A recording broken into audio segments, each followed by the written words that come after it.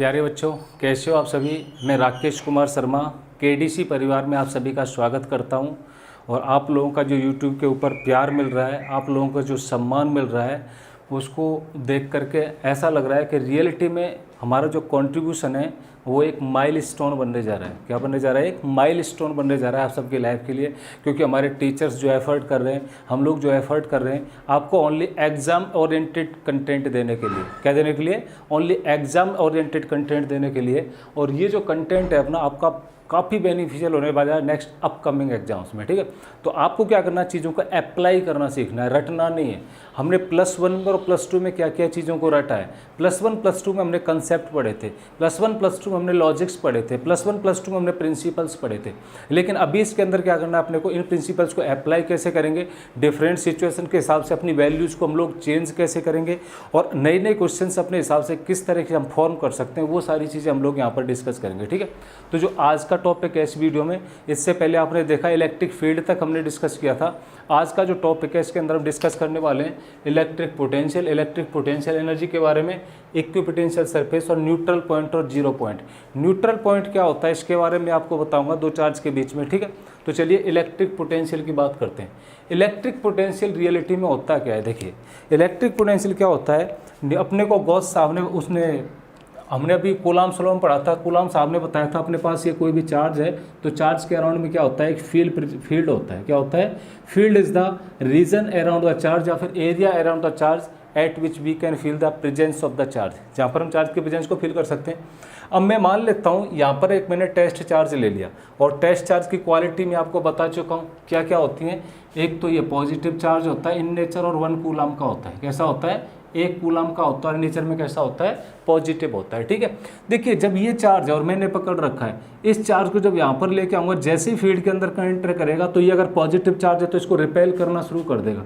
क्या करेगा? ऐसे रिपेल करना शुरू कर देगा, अपोजिट डायरेक्शन में इसके ऊपर फोर्स लगाना शुरू कर देगा। तो मैंने इसको फोर्स को पकड़ रखा, इस चार्ज को पकड़ रखा है। आप लोग ऐसे समझिए, मैंने चार्ज को ऐसे पकड़ रखा है। ठीक है, जब मैं फील्ड में अंदर ले जाने की कोशिश कर रहा हूँ, ये क्या कर रहा है? अपोजिट में रिपल्सन फोर्स लगा रहा है। क्या कर रहा है? मैंने चार्ज को पकड़ के अंदर ले जाने की कोशिश कर रहा हूँ, ये क्या कर रहा है? अपोजिट में रिपल्सन फोर्स लगाएगा। और रिपल्सन फोर्स लगाएगा तो रिपल्सन फोर्स के केस में क्या करना पड़ेगा? मेरे को एक्स्ट्रा फोर्स लगाना पड़ेगा। क्या करना पड़ेगा? एक्स्ट्रा फोर्स यहाँ पर मेंटेन रखना पड़ेगा, ताकि जो ऑब्जेक्ट है, ये चार्ज है, ये चार्ज मेंटेन रहे। और जब मैं इसको फील्ड में यहाँ पर लेके आऊँगा तो मैंने आपको मैकेनिक्स में एक चीज़ बताई थी। मैकेनिक्स में होता था work done is equal to में फोर्स इनटू में डिस्प्लेसमेंट। यहाँ पर मैंने इसको पकड़ के रखा तो इसको आगे लाने के लिए मेरे को फोर्स लगाना पड़ेगा। फोर्स F अप्लाई कर दिया, ऐसे मैं रेडियली इनवर्ड मूव करके आऊँगा। रेडियली इनवर्ड मूव करके आऊँगा, ये मेरे पास डिस्प्लेसमेंट हो गया। और जहाँ पर भी एक्सटर्नल फोर्स अप्लाई होता है और डिस्प्लेसमेंट होता है, वहाँ पर क्या होगा? मेरे पास work done by the system होगा। Work done per unit charge is the potential. Work done क्या कहते हैं? इलेक्ट्रिक पोटेंशियल को कैसे डिफाइन करेंगे? Work done per unit charge.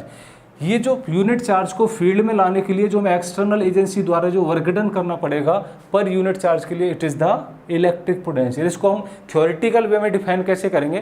Theoretical वे में हम लोग इसको डिफाइन कर सकते हैं, when work done by an external agency to carry a unit charge from infinite to any point inside the field. ये मेरे लिए इनफाइनाइट हो गया, ये कोई भी पॉइंट हो गया। इनफाइनाइट क्या होता है? हमारे पास अपनी पहुंच के बाहर की जो चीज़ होती है वो हमारे लिए क्या होती है? इनफाइनाइट होती है। क्या होती है? इनफाइनाइट होती है।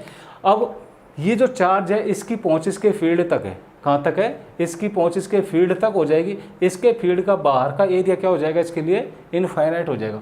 तो मैं इनफाइनाइट से किसी यूनिट चार्ज को फील्ड के अंदर लेके आऊँगा, जो मेरे को वर्क डन करना पड़ेगा, that work done is electric potential. Work done per unit charge is electric potential. ठीक है, तो कैसे डिफाइन करेंगे? किसी भी बाहरी शक्ति द्वारा, एक्सटर्नल एजेंसी द्वारा इनफाइनाइट से फील्ड के अंदर किसी भी पॉइंट तक लाने के लिए जो वर्क डन करना पड़ता है, that work done is W/Q0। Work done is electric potential. Work done का फॉर्मूला मैंने आपको बताया था, F.ds होता है। क्या होता है? F.s work done per unit charge की बात करेंगे। ये हो गया अपने पास स्मॉल वर्क डन। जब मैं स्मॉल वर्क डन की बात करूंगा तो स्मॉल वर्क डन के केस में क्या हो जाएगा? ये जो डिस्टेंस है, मैं रेडियली इनवर्ड आ जाऊंगा तो स्मॉल डिस्टेंस क्या लेनी पड़ेगी मेरे को? dr। तो डिस्प्लेसमेंट डिस्टेंस की वैल्यू क्या रख दूंगा? यहाँ पर dr पुट कर दूंगा। तो ds को मैंने dr से रिप्लेस कर दिया, F ही हो गया, ये हो गया। इन दोनों चार्ज के बीच में जो फोर्स है, कूलाम साहब अपने को क्या कहते हैं? कूलाम साहब कहते हैं फोर्स इज इक्वल टू में K Q1 Q2 by R square, दो चार्ज के बीच में। तो ये मैंने चार्ज Q मान रखा है, ये क्या मान रखा है, Q0 मान रखा है। तो Q0 बाई Q0 ये हो गया अपने पास डिस्टेंस। मैं यहाँ से यहाँ तक लेके आया तो इस चार्ज से यहाँ तक की डिस्टेंस r हो जाएगी R square by D R. It is the constant quantity for me. Q0 से Q0 कैंसिल आउट हो जाएगा, तो KQ क्या हो जाएगा, कॉन्स्टेंट क्वांटिटी। डी आर मेरे पास ऑपरेटर हो गया आर स्क्वायर, 1/r² का मैं क्या करूँगा, इंटीग्रेट करूँगा इनफाइनाइट से आर तक। कहाँ तक इंटीग्रेट करूँगा, इनफाइनाइट से आर तक करूँगा। आपने मैथमेटिक्स में पढ़ा होगा dx/x² का इंटीग्रेशन क्या होता है, -1/x होता है। क्या होता है, -1/x। ये पावर ऊपर चली जाएगी, -2 पावर +1 करेंगे, -+1 टू माइनस हो जाएगा और पावर को नीचे लिख देंगे। तो ये मेरे पास जो एक्सप्रेशन बनेगा वो एक्सप्रेशन बन जाएगा, मैं यहाँ पर लिख देता हूँ KQ - K1/r। और लिमिट रखी हुई है मेरे पास इनफाइनाइट टू आर तक। कहाँ पर रखी हुई है, इनफाइनाइट टू आर तक। तो जब मैं ये वैल्यू पुट करूँगा, यहाँ पर इनफाइनाइट वैल्यू पुट करूँगा, ये टर्म 0 हो जाएगा, यहाँ पर क्या बचेगा, R negative. It is the mathematical expression for the electric potential. Electric potential के लिए क्या हो जाएगा, मैथमेटिकल एक्सप्रेशन हो जाएगा अपने पास ही।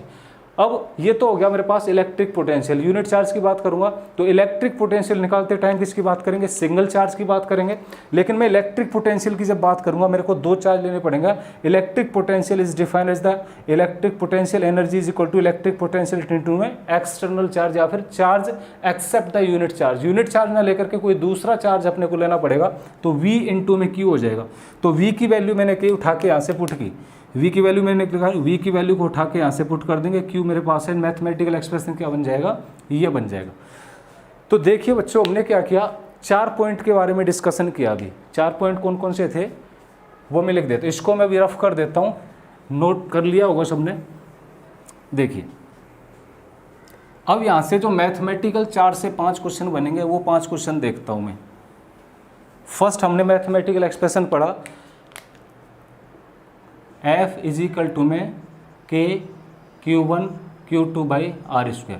सेकंड था मेरे पास इलेक्ट्रिक फील्ड का expression, electric field is equal to में KQ/r²। दो रिलेशन तो ये थे अपने पास। तीसरा रिलेशन मैंने पढ़ा था, तीसरा रिलेशन था इलेक्ट्रिक पोटेंशियल का। इलेक्ट्रिक पोटेंशियल भी पढ़ा है, -KQ/r। और चौथा electric potential energy KQ1 Q2/r। यहाँ पर हम नेगेटिव साइन नहीं लेंगे। क्यों नहीं लेंगे, क्योंकि पोटेंशियल क्या होती है, स्केलर क्वांटिटी होती है। स्केलर क्वांटिटी है तो हमेशा नेगेटिव पॉजिटिव डायरेक्शन रिप्रेजेंट करने की अपने को जरूरत नहीं रहती है, ठीक है। तो ये 4 रीजन। अब क्वेश्चन एग्जाम में क्या बनता है, सबसे पहले these both quantities are vector quantity and these both quantities are scalar quantity. Electric force और electric field vector quantity, electric potential energy कैसे होगी, स्केलर क्वांटिटी। क्वेश्चन फर्स्ट तुम्हारे एग्जाम में बनता है, what is the relation between the electric force and electric energy. Electric force और electric field intensity के बीच में, electric energy electric field intensity के बीच में रिलेशन है। आपको रिलेशन बता चुका हूँ, F इज इक्वल टू में क्या होता है, Q E के इक्विवेलेंट। पहला क्वेश्चन एयरफोर्स में कई बार क्वेश्चन आया हुआ है, SSR के अंदर कई बार क्वेश्चन आया हुआ है और NDA के अंदर कई बार आया हुआ है। डायरेक्ट अप्लाई करते हैं, when charge Q is kept inside the electric field what will be the force on the charge. Charge के ऊपर फोर्स क्या होगा, F is equal to Q। अगला रिलेशन बनता है, what is the relation between the electric field and electric potential energy. Electric field और electric potential energy के बीच में रिलेशन क्या होगा, ये रिलेशन अपने को देखना है। तो क्या रिलेशन होगा, देखिए अगर मैं इस क्वांटिटी को R से मल्टीप्लाई कर देता हूं तो R से R कैंसिल आउट हो। एक बार इसको नेग्लेक्ट कर दो, नेगेटिव साइन की डायरेक्शन को इसको भूल जाओ, नेग्लेक्ट कर दो इसको, ठीक है। अगर मैं E में R से मल्टीप्लाई कर देता हूँ, एक R से R कैंसिल आउट हो जाएगा। जब एक R से R कैंसिल आउट हो जाएगा ये टर्म मेरे पास बन जाएगा। या फिर मैं क्या करूँ, इस वाली क्वांटिटी में 1/r से मल्टीप्लाई कर देता हूँ तो क्या क्वांटिटी बन जाएगी, ये क्वांटिटी बन जाएगी। तो मैथमेटिकल रिलेशन क्या हो गया, electric field is equal to में इलेक्ट्रिक पोटेंशियल बाई आर। क्या रिलेशन हो गया, electric field is equal to में electric potential by R. Next चौथा क्वेश्चन क्या बनता है, what is the mathematical relation between the electric potential and electric potential energy. क्या है, इलेक्ट्रिक पोटेंशियल और इलेक्ट्रिक पोटेंशियल एनर्जी में क्या मैथमेटिकल एक्सप्रेशन होता है, ठीक है। तो क्या एक्सप्रेशन होता है, देखिए electric potential energy is equal to में इलेक्ट्रिक पोटेंशियल इनटू Q। अभी पढ़ा था मैंने, पीछे टॉपिक में डिस्कस किया था। तो देखिए 4 रिलेशन तो अपने पास ये हो गए, 3 रिलेशन डायरेक्ट ये बन जाते हैं, तो 7 रिलेशन अपने पास हो गए। तो इलेक्ट्रोस्टैटिक्स हम पढ़ेंगे, इलेक्ट्रोस्टैटिक्स में इन 7 रिलेशन का पूरा खेल चलेगा। किसका चलेगा, इन 7 रिलेशन का पूरा खेल चलेगा, आपको ये याद रखने। तो आई थिंक याद हो गए होंगे, ठीक है। चलिए इनको नोट डाउन कर लेंगे, इनको मैं यूज़ करता जाऊंगा और आपको बताता जाऊंगा कहाँ पर किसको अप्लाई करना है। इलेक्ट्रिक पोटेंशियल, इलेक्ट्रिक पोटेंशियल में एक टर्म आता है अपने पास इक्विपोटेंशियल सरफेस। क्या आता है? Equipotential surface. इक्विपोटेंशियल सरफेस के नाम से पता है जहाँ पर पोटेंशियल कांस्टेंट हो। क्या आता है? Equipotential surface. तो इक्विपोटेंशियल, इक्वी मीन्स क्या होता है? सेम, और पोटेंशियल मीन्स वी, हमने पढ़ा था अभी पोटेंशियल क्या होता है। तो जहाँ पर कांस्टेंट रहेगा, पोटेंशियल का रिलेशन पढ़ा था हमने, क्या होता है? K Q by R, negative sign आता था, वो डायरेक्शन को रिप्रेजेंट करता है। Work done by the system और on the system. By the system positive होगा या फिर ऑन द सिस्टम होगा, ये मैं आपको बता चुका हूँ पिछले वाले यूनिट में, ठीक है। जिसने देखी होगी वो पहचान जाएगा। तो ये देखिए, अगर के तो अपने पास कॉन्स्टेंट होता ही है, के की वैल्यू होती है 1/4 पाई एप्सिलॉन नॉट, और Q अपने पास कांस्टेंट हो गया। अगर मैं डिस्टेंस को और कांस्टेंट कर देता हूँ तो पोटेंशियल कांस्टेंट हो जाएगा मेरे पास। अगर ये कोई भी चार्ज है तो इसके अराउंड में जो भी सरफेस लूँगा, अगर डिस्टेंस सेम है मेरे पास, डिस्टेंस क्या है? सेम है, ये सारी सेम है, तो this surface will be the equipotential surface. जहाँ पर पोटेंशियल हमारा कांस्टेंट रहता है, पोटेंशियल हमारा सेम रहता है, पोटेंशियल हमारा क्या रहेगा? कंजर्व। कंजर्व नहीं बोलेंगे, एक तरीके से कांस्टेंट बोल देंगे, ठीक है। क्या बोल देंगे? कांस्टेंट। कंजर्व बोल सकते हो, ठीक है, अपनी फिजिक्स की लैंग्वेज में। तो जहाँ पर वैल्यू मैग्नीट्यूड सेम रहे, वैल्यू सेम रहेगी या फिर मैग्नीट्यूड सेम रहेगा, this surface is the equipotential surface. और हमेशा याद रखना, थ्योरी का क्वेश्चन एग्जाम में एक पूछा था अपने को, what is the work done as the equipotential surface. तो इक्विपोटेंशियल सरफेस पर अगर वर्क डन की बात करेंगे तो work done at equipotential surface will be 0। Work done क्या रहेगा? 0। जब चेंज इन एनर्जी नहीं होगा, जब पोटेंशियल कांस्टेंट हो गया अपने पास, तो पोटेंशियल एनर्जी तो V इंटू में Q होता है। तो जब पोटेंशियल ही कांस्टेंट हो गया, चार्ज तो कांस्टेंट हो, इसका मतलब एनर्जी कांस्टेंट हो गई। एनर्जी कांस्टेंट हो गई, और एनर्जी को क्या बोलते हैं? वर्क डन बोलते हैं। जब चेंज इन एनर्जी अपने पास 0 है, एनर्जी में कोई चेंज नहीं हो रहा है, तो अपने पास ये क्या हो गया? Work done on the equipotential surface is 0। 1 number का क्वेश्चन और SSR में आया हुआ क्वेश्चन है। क्या? इक्विपोटेंशियल सरफेस पर वर्क डन क्या होता है? 0 होता है। ये क्लियर है सभी को? कोई डाउट? कोई डाउट नहीं। अब मैं आपको 3 एक्सप्रेशन बताऊंगा। एक तो स्फेरिकल सेल के बताऊंगा, चार्ज सेल और सेल ऑफ चार्ज, दोनों में डिफरेंस होता है। एक तो कंडक्टिंग सेल होती है, कौन सी होती है? नॉन कंडक्टिंग सेल होती है। इनके द्वारा इलेक्ट्रिक फील्ड क्या होगा? उसके पहले एक सर्कुलर रिंग के द्वारा इलेक्ट्रिक फील्ड बताऊंगा। सर्कुलर रिंग के द्वारा इलेक्ट्रिक फील्ड क्या होगा? ये सबको समझ में आ गया होगा, ठीक है। Electric field by a circular ring, charged circular ring. क्या? Charged circular ring at its axis. इसके एक्सिस पर चाहिए। किस पर चाहिए? चार्ज सर्कुलर रिंग के द्वारा इलेक्ट्रिक फील्ड चाहिए इसके एक्सिस पर।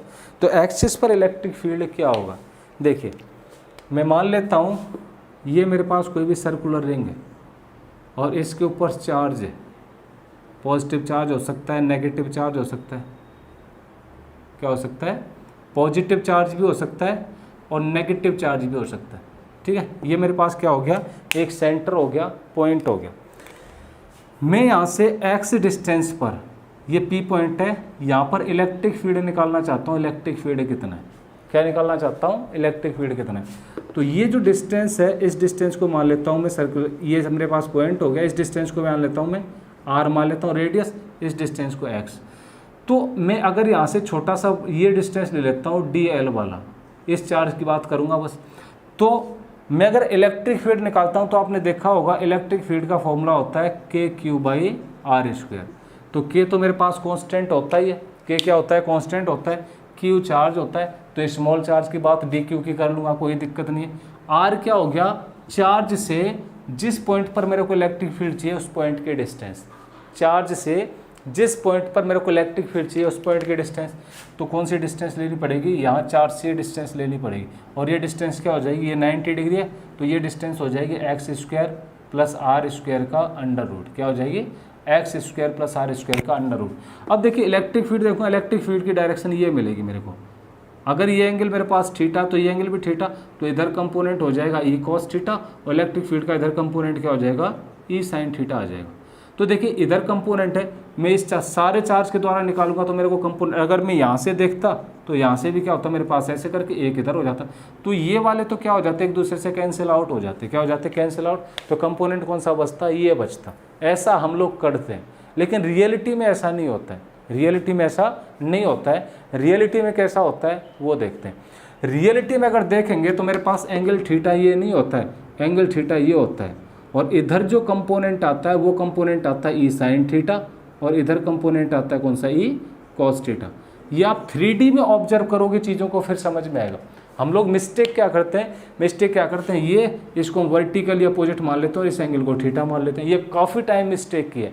हम भी जब पढ़ते थे इस टाइम मिस्टेक करते थे, लेकिन आपको ये मिस्टेक नहीं करनी। हम रिजॉल्व ऐसे ही कर देते हैं जी, इधर ई साइन थीटा इधर ई कॉस थीटा, ये ई कॉस थीटा होगा, लेकिन ये एग्जैक्ट है। यहाँ पर अगर कॉस थीटा होता तो हम इधर कॉस थीटा कर देते हैं, साइन थीटा, वो अपने पास क्या है, रॉन्ग है।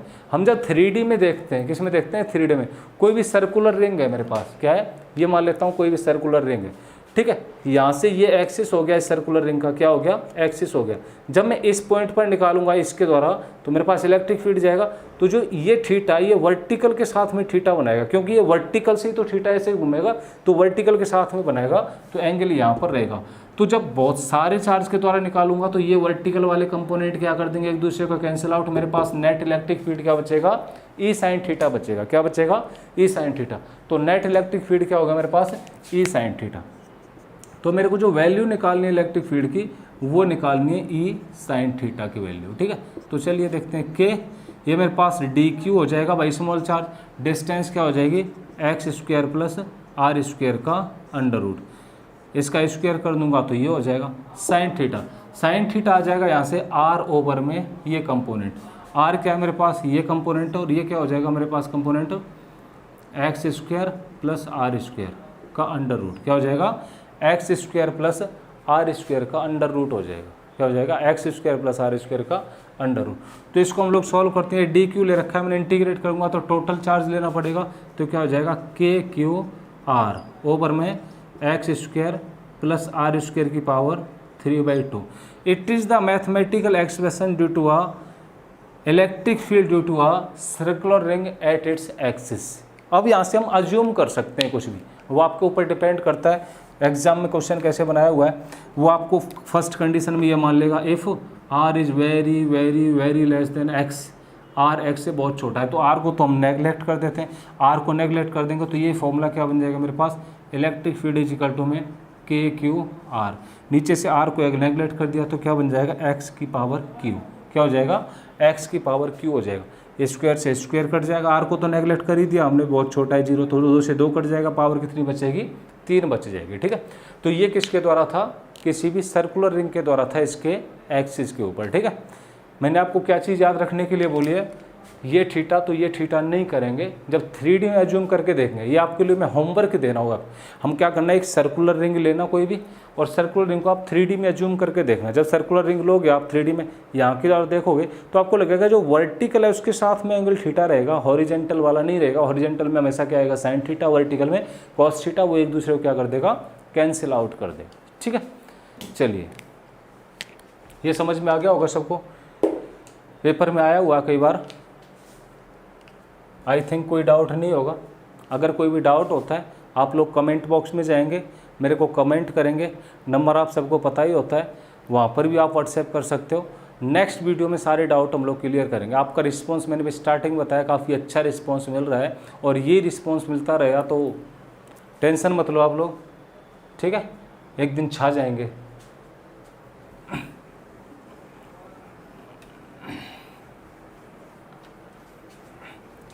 चलिए,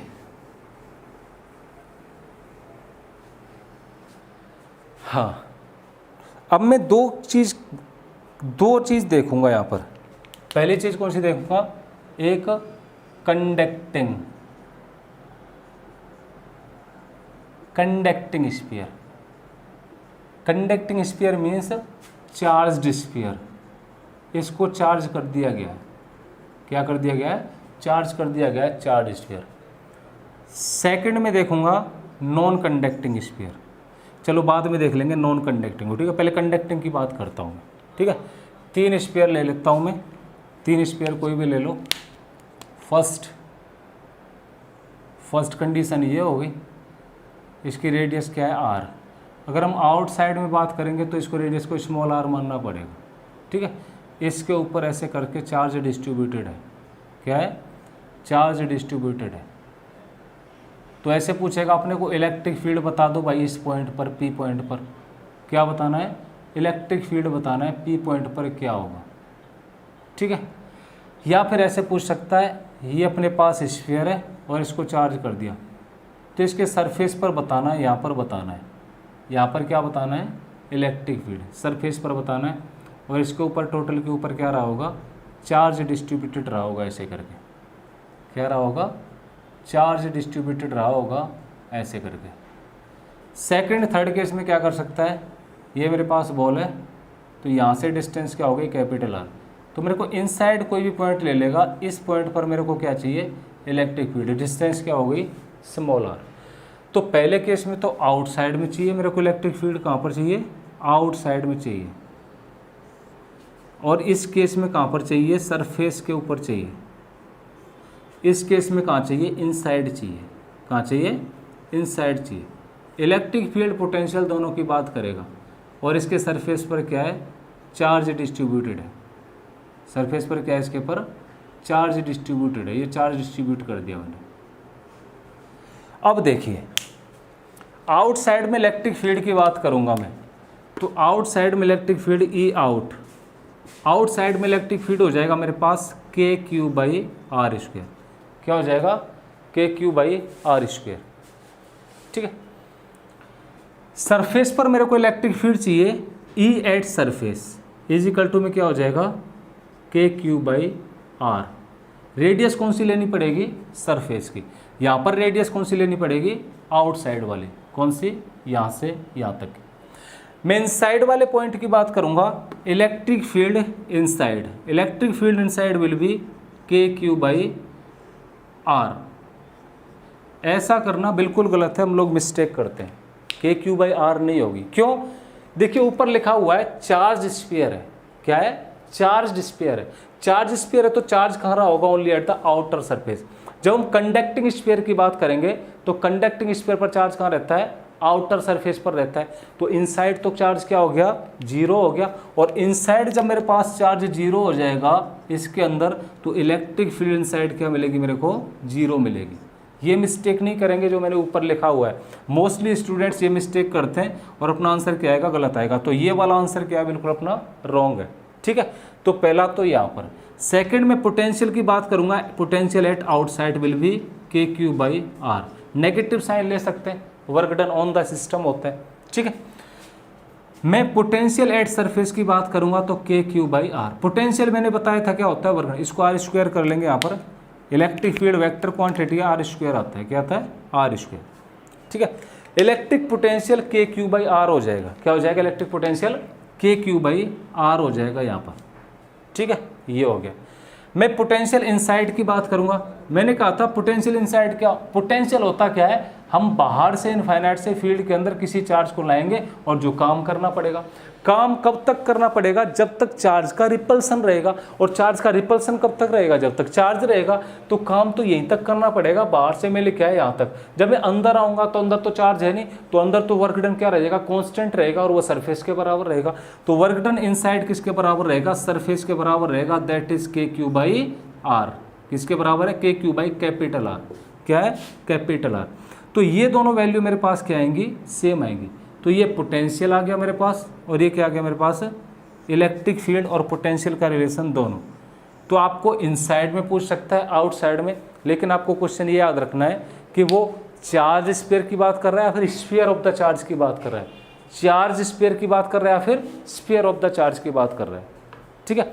ग्राफिकल रिप्रेजेंटेशन की बात करेंगे तो ग्राफिकल रिप्रेजेंटेशन इलेक्ट्रिक फील्ड, और इसका देखिए मैं आपको बता देता हूँ, ग्राफिकल रिप्रेजेंटेशन इस लास्ट वाले केस का बनता है, ठीक है।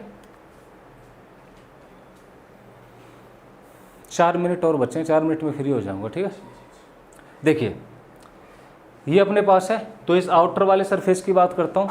आउटर वाले सरफेस में क्या है, ये इनसाइड वाले सरफेस में, सॉरी, इसका ग्राफिकल रिप्रेजेंटेशन अपने को पूछता है। ये दोनों फॉर्मूले लिख लिए होंगे, ठीक है। इसको रफ कर देता हूँ मैं, डायग्राम बने रहने देंगे, डायग्राम अभी दूसरा केस और डिस्कस करेंगे। तो देखिए इलेक्ट्रिक फील्ड का अगर मैं ग्राफ बनाऊंगा यहाँ पर, तो इलेक्ट्रिक फील्ड का ग्राफ बनेगा मेरे पास। देखिए यहाँ तो मैं इलेक्ट्रिक फील्ड ले लेता हूँ, यहाँ पर क्या ले लेता हूँ आर, यहाँ पर क्या ले लेता हूँ मैं इलेक्ट्रिक पोटेंशियल ले लेता हूँ, यहाँ पर ले लेता हूँ आर। ठीक है, तो मेरे पास जब आर बराबर में कैपिटल आर के रहेगा, ये आर बराबर कैपिटल यहाँ तक तो रहेगा, इसके बाद इलेक्ट्रिक फील्ड का ग्राफ जाता है ऐसे करके। इसकी बात करूँगा जब आर बराबर में कैपिटल आर के रहेगा, यहाँ तक रहेगा। ठीक है, तो ये तो ऐसे जाएगा और इसके बाद में फिर ऐसे जाएगा, क्या जाएगा ऐसे। ग्राफिकल रिप्रेजेंटेशन दोनों केस में याद रखेंगे। ठीक है, और ये किसके लिए बनाया मैंने ग्राफ, इनसाइड वाले के लिए। ठीक है, और किसी के लिए नहीं है। इसी का ग्राफ अगर तुमको पूछ लेता है, मान लो ए बी सी डी में 4 ग्राफ दे दिए, 2 और बनाऊंगा मैं, तो ए बी सी डी में 4 दे दिए, तो पूछ लेगा कि इनसाइड वाले पोटेंशियल का ग्राफ कौन सा है, इनसाइड इलेक्ट्रिक फील्ड का ग्राफ कौन सा है, तो अपने को यहाँ से डिस्कस करना पड़ेगा। ये तो था फर्स्ट केस। अब मैं सेकंड केस की बात करूँगा। जो सेकंड केस है, यहाँ पर हम लोग जो अपने पास कंडक्टिंग स्फीयर है, कंडक्टिंग स्फीयर की जगह आ जाएगा नॉन कंडक्टिंग स्फीयर। क्या आ जाएगा इसकी जगह, नॉन कंडक्टिंग स्फीयर आ जाएगा। चार्ज स्फीयर की जगह आ जाएगा स्फीयर ऑफ द चार्ज। क्या आ जाएगा, sphere of the charge. Sphere of the charge का मतलब क्या है, पूरा स्फीयर ही चार्ज का बना हुआ है। कंडक्टिंग वंडक्टिंग कुछ नहीं बात करेंगे, पूरा स्फीयर चार्ज का बना हुआ है। अगर पूरा स्फीयर ही चार्ज का बना हुआ है तो देखिए क्या कंडीशन रही होगी, ध्यान से देखेंगे। ये 6 फॉर्मूले हैं और ये लास्ट वाला इंपॉर्टेंट है, पेपर में यही आता है क्योंकि एक्सेप्शन केस है। जो एक्सेप्शंस होते हैं एग्जाम में याद रखना, उनको आजकल ज़्यादा देते हैं क्योंकि बच्चे उनको स्किप कर देते हैं तो क्या होता है एग्जाम में, और उन्हीं को देते हैं ताकि वो डिफरेंस क्रिएट कर सकें बढ़िया बच्चों में, और जो इंटेलिजेंट जिन्होंने पढ़ाई की है रियलिटी में और जिन्होंने ऐसे ही आगे उनमें डिफरेंस क्रिएट कर सकें। ठीक है, तो देखिए पूरा स्फीयर ऑफ द चार्ज का बना हुआ है, मतलब अब ये सरफेस पर चार्ज नहीं है, पूरे स्फीयर में चार्ज डिस्ट्रीब्यूटेड रहा होगा ऐसे करके। क्या रहा होगा, पूरे स्फीयर में चार्ज डिस्ट्रीब्यूटेड रहा होगा ऐसे। यहाँ पर ये है तो पूरे स्फीयर में क्या हो गया, चार्ज डिस्ट्रीब्यूटेड हो गया है। अब ये नॉन कंडक्टिंग सरफेस है, स्फीयर ऑफ द चार्ज है। क्या है, स्फीयर ऑफ द चार्ज है। अब आउटसाइड की बात करूँगा। देखिए इलेक्ट्रिक फील्ड आउटसाइड में मेरे को चाहिए, तो इलेक्ट्रिक फील्ड आउटसाइड में वही आएगा मेरे पास k3/r²। ठीक है भाई, पोटेंशियल आउटसाइड में चाहिए तो पोटेंशियल आउटसाइड में आ जाएगा k3/r। ये तो ऐसे ही आ गया, पहले था, कोई डिफरेंस नहीं, तो ज़्यादा दिमाग लगाने की ज़रूरत नहीं है। मैं सरफेस की बात करूँगा तो electric field at surface, electric field surface करके आ जाएगा मेरे पास k3/r, कैपिटल आर। सरफेस का रेडियस कैपिटल आर था तो कैपिटल आर, तो पोटेंशियल एट सरफेस पर आ जाएगा मेरे पास k3/r। इलेक्ट्रिक फील्ड में r² आता है और इसमें क्या आता है, r आता है। ठीक है, तो क्लियर है भाई, ये भी पहले वाले की तरह आ गया। जो हमने पहले केस पढ़े थे वहाँ भी तो दोनों सेम आ रहे थे, यहाँ भी सेम है, तो दिमाग लगाने की ज़रूरत नहीं, सेम रहते हैं, बस याद यहाँ पर रखने की ज़रूरत है। हम यहाँ पर जब इलेक्ट्रिक फील्ड इनसाइड की बात कर रहे थे तो वहाँ पर तो कहाँ था, सरफेस पर चार्ज था, सरफेस पर चार्ज था तो अंदर तो इलेक्ट्रिक फील्ड 0 था क्योंकि अंदर तो चार्ज था नहीं। लेकिन यहाँ पर अंदर भी रहेगा ना, इसकी बात करेंगे यहाँ तक की, तो ये जो छोटा सा स्फीयर रहेगा इसलिए तो चार्ज का ही बना हुआ है, तो ये कुछ ना कुछ तो फील्ड जनरेट करेगा। क्या करेगा, कुछ ना कुछ फील्ड तो जनरेट करेगा ही, जनरेट करेगा। ठीक है, तो इसके द्वारा जब इलेक्ट्रिक फील्ड निकालेंगे तो value of electric field will be k3, ऊपर लेंगे स्मॉल r, ये वाला स्मॉल r, और नीचे capital R Q, capital R Q। Electric field में हमेशा r² आता है, तो एक r ऊपर ले लिया, एक r यहाँ पर ले लिया, तो एक r डायमेंशंस कैंसिल आउट हो जाएंगे, तो r² की डायमेंशंस ही बचेंगी ना नीचे, बिल्कुल बचेंगी। तो ये फॉर्मूला याद रखना। तो कुछ नहीं करना है, वहाँ पर क्या आ रहा था 0, यहाँ पर 0 नहीं आएगा, यहाँ पर कुछ वैल्यू अपने को मिली।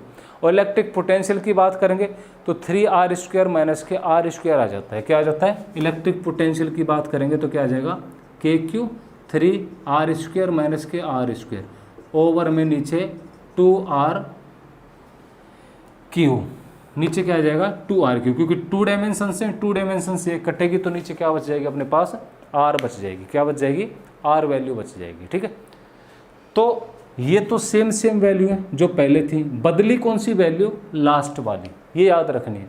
और हमेशा पोटेंशियल की बात करेंगे तो सबसे ज़्यादा सेंटर पर होता है, फिर सरफेस पर होता है, उसके बाद कहाँ पर होता है, आउटर में। तो सबसे ज़्यादा पोटेंशियल कहाँ पर होगा, सेंटर पर, फिर पोटेंशियल होगा सरफेस पर, और फिर पोटेंशियल रहेगा अपने पास आउटसाइड में। तो ये याद रखेंगे, सीक्वेंस में आ सकता है। और एक बार आया हुआ भी एग्जाम में कि what is the increasing order for the potential in the sphere of the charge या फिर नॉन कंडक्टिंग स्फीयर में, ठीक है। तो ये सीक्वेंस अपना बनेगा, इसमें कोई डाउट नहीं किसी